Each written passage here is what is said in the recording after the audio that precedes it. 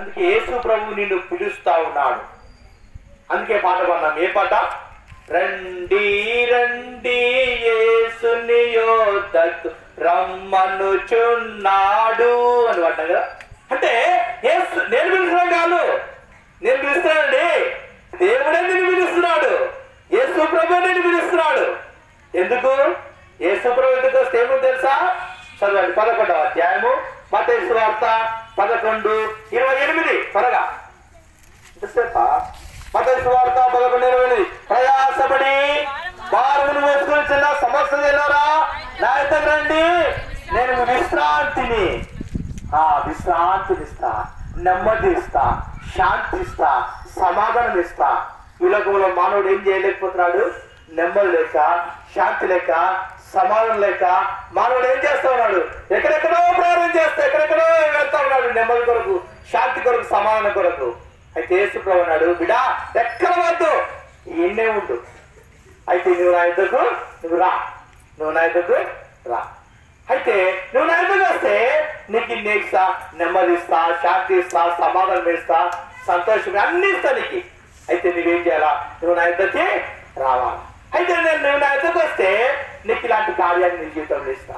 ప్రేమ soda సోదరి, ఈ యొక్క రాత్రికాల వేళలో ప్రేమదేవుడు ప్రవేశిస్తున్నారు గారు నేను పిలుస్తా ఉన్నాడు. నువ్వు ఎవరైనా సరే, ఎటువంటి అయినా సరే, ఏ జాబితాలో అయినా సరే, ఏ కులం మత జాత వర్గంలో సరే దేవుడు నిన్ను పిలుస్తున్నాడు. ప్రయాసపడి భారం పోసుకున్న సమస్య చేయారా, నా యొద్దకు రండి అని పిలుస్తాడు.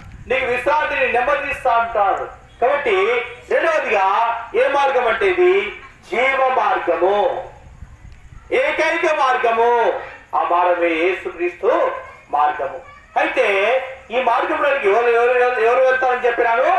బుద్ధిమంతుడు వెళ్తాడంట. బుద్ధిమంతుడు వెళ్తాడు. ఎందుకు బుద్ధిమంతుడు వెళ్తాడు అంటే కిందనున్న పాతాలను తప్పించుకోవడానికి బుద్ధిమంతుడు ఆ జీవ మార్గంలోకి వస్తాడు.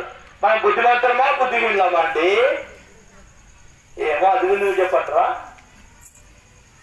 నీ జీవితంలో నీవు బుద్ధిమంతులుగా నీవు ఈ లోకంలో ప్రతి మానవునికి, చిన్న పిల్లల్ని కూడా ఇప్పుడు టెక్నాలజీ ఎక్కువైపోయింది. కంప్యూటర్ యుగం కదా, కంప్యూటర్ యుగం. ఈ సెల్ ఫోన్ అప్పట్లో మేము ఆపరేషన్ చేసేవాళ్ళం కాదు. ఇప్పుడు పిల్లలకి ఇవ్వండి, మొత్తం సెకండ్లో ఆపరేటర్ చేస్తాడు. టెక్నాలజీ పెరిగిపోయింది. సోదరి, ఇలాంటి దినాల్లో మనం ఉన్నాం. కాబట్టి మనం ఏం చేయాలంట? నేను చెప్పేమంటే సత్యమును తెలుసుకోవాలా నీ జీవితంలో. బుద్ధిమంతుడు అంటే ఎవరంటే సత్యమును తెలుసుకునేవాడు బుద్ధిమంతుడు. ఏది సత్యమో ఏది అసత్యమో తెలుసుకునేవాడే బుద్ధిమంతుడు. బుద్ధిమంతుడు ఏం చేస్తాడంట? సత్యాన్ని గ్రహిస్తాడని, ఈ సత్యము ఈ సత్యం కాదు అనేది ఏం చేస్తాడు? బుద్ధిమంతుడు గ్రహిస్తాడు. బుద్ధిమంతుడు కూడా ఏం చేయాలి? క్రింద పాతాలను తప్పించుకుంటే బుద్ధిమంతుడు ఏం చేస్తాడంట? యా మార్గంలోకి వస్తున్నాడు? జీవ మార్గంలోకి వస్తున్నాడు. కాబట్టి నీ జీవితంలో ఈ మార్గంలోనికి రావాలని ఇష్టపడతా ఉన్నాడు. మూడవదిగా ప్రేమినా సోడా సోదరి, లోకము వెళ్లే మార్గం, సర్వలోకము వెళ్లే మార్గం. ఈ లోకంలో గమనిస్తే ప్రతి మానవుడు అంటే చెప్తున్న నేనైనా సరే, వింటున్న మీరైనా సరే, ఏదో ఒక దినాన ఈ లోకమును మనం ఏం చేయాలండి? విడిచిపెట్టుకోవాలా. ఈ రాయచూరు పట్టాన్ని విడిచిపెట్టాలా, ఈ జైనాబాద్ని విడిచిపెట్టుకోవాలా. అర్థమైందా? ఏదో ఒక రోజు ఖచ్చితంగా ఈ గ్రామాన్ని కానీ, ఈ కాలనీ కానీ విడిచిపెట్టుకోవాలా.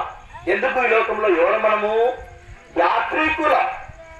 యాత్ర చేయడానికి వచ్చాం. మీరు రాయచూరులో సంత చేస్తారా? ఎంతమంది సంత చేస్తారు? సంతకు వెళ్తారు. ఎందుకు?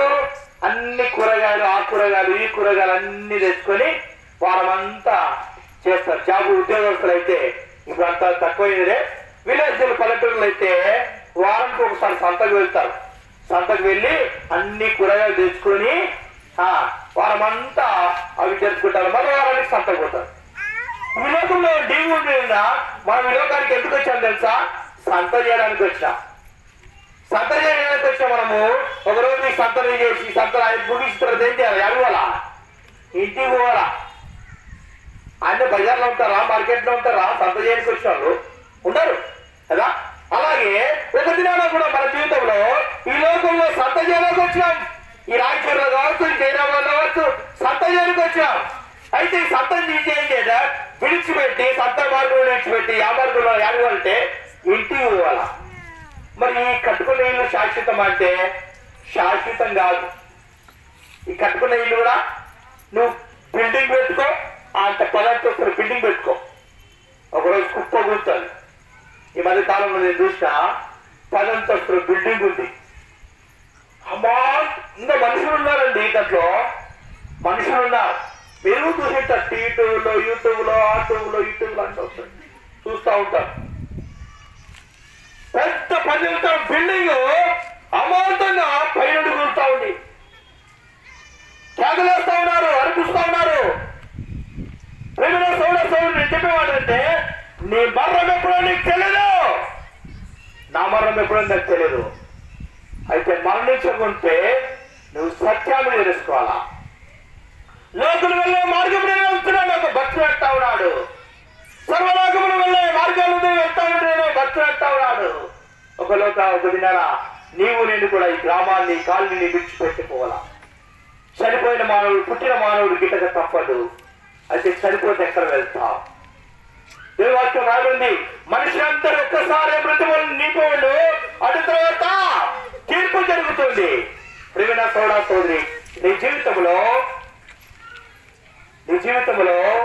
మనుషులు ఒక్కసారి మళ్ళీ వస్తారు. ఒక వ్యక్తి ఒక్కసారి చనిపోతాడు.